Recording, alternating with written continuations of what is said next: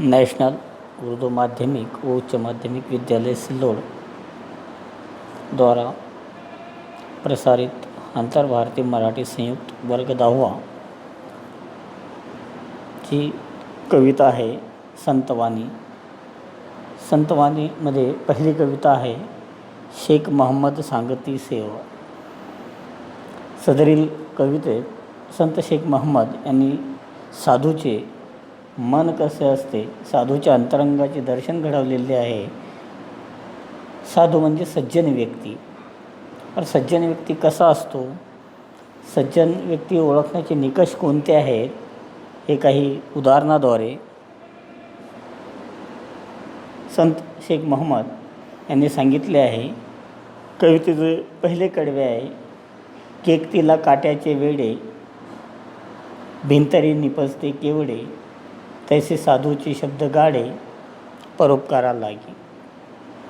या ठिकाणी संत महम्मद म्हणतात की साधूचे हृदय कसे असते, साधूचे मन कसे असते हे सांगताना कवी म्हणतात की केतकीला काट्याचे वेडे, भिंतरी निपजते केवडे, तैसे साधूचे शब्द गाडे, परोपकारा लागी.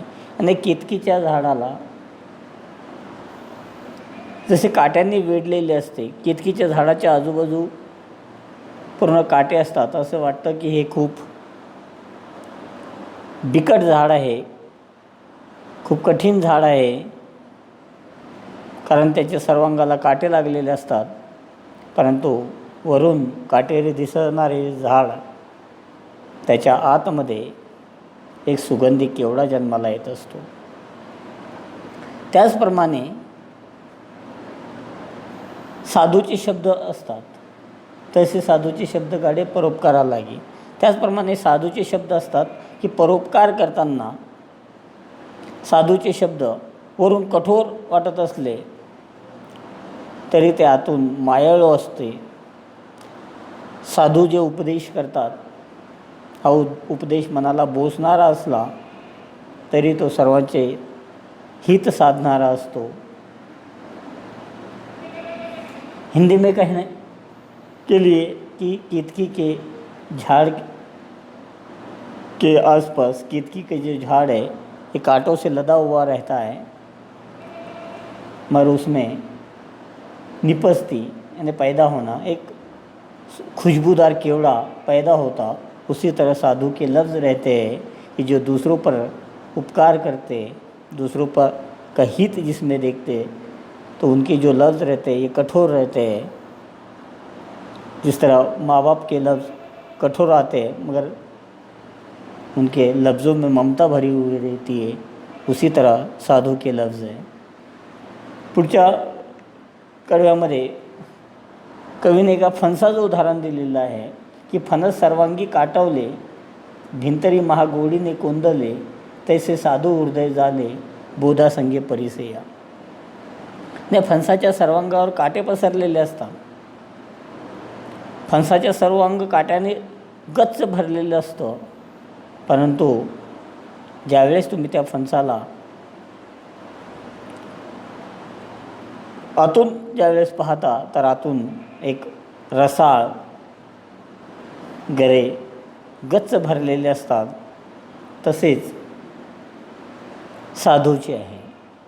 साधू याने सज्जन व्यक्ती, चांगला व्यक्ती, दुसऱ्याचे हित साधणारा व्यक्ती. तसे साधूचे मन आहे, हृदय आहे की ज्यावेळेस साधू बोध करतात, दुसऱ्यांना शिकवण देतात, तर तरी त्यांचे शब्द हे कठीण वाटत असले तरी ते रसाळ असते. कारण साधूची शिकवण ही काटेरी असली तरी ती एक रसाने भरलेली असते. पुढच्या कडव्यामध्ये कवी म्हणतात, नारळ कठीण दिसे बाहेर, भिंतरी खोबरे अरुवार. आणि नारळ वरून कठीण दिसते, परंतु त्याच्या भिंतरी, त्याच्या आतमध्ये, भिंतरी आणि आतमध्ये खोबरे आहे. त्याचप्रमाणे साधूचे मन आहे. तसेच साधूचे शब्द आहेत की वरून बोचणारे असले तरी ते आतून रसाळच असते.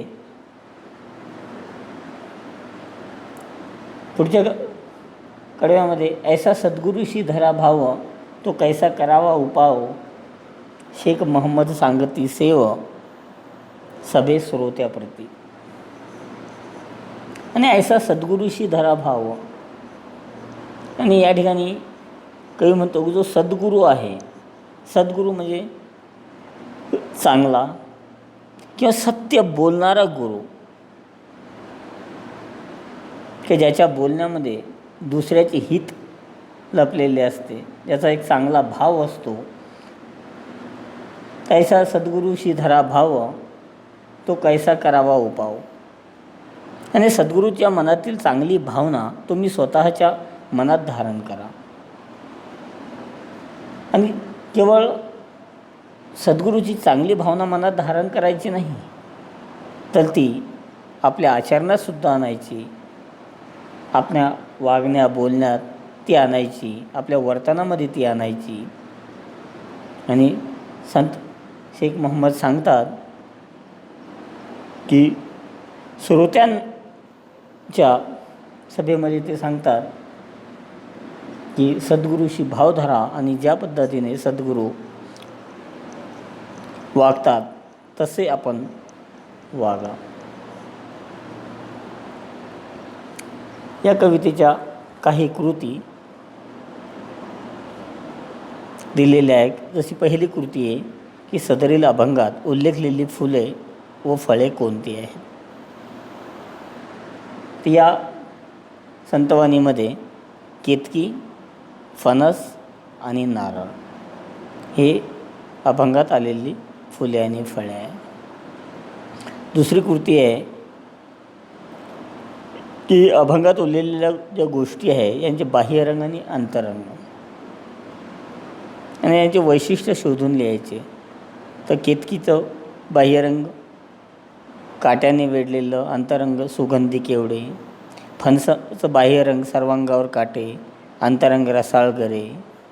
नारळ वरून बाहेरून कठीण, अंतरंग मुलायम खोबरे. आणि संत बाहेरून कठीण आहे परंतु आत बोधाने चांगल्या उपदेशाने ओसांडलेले आहे.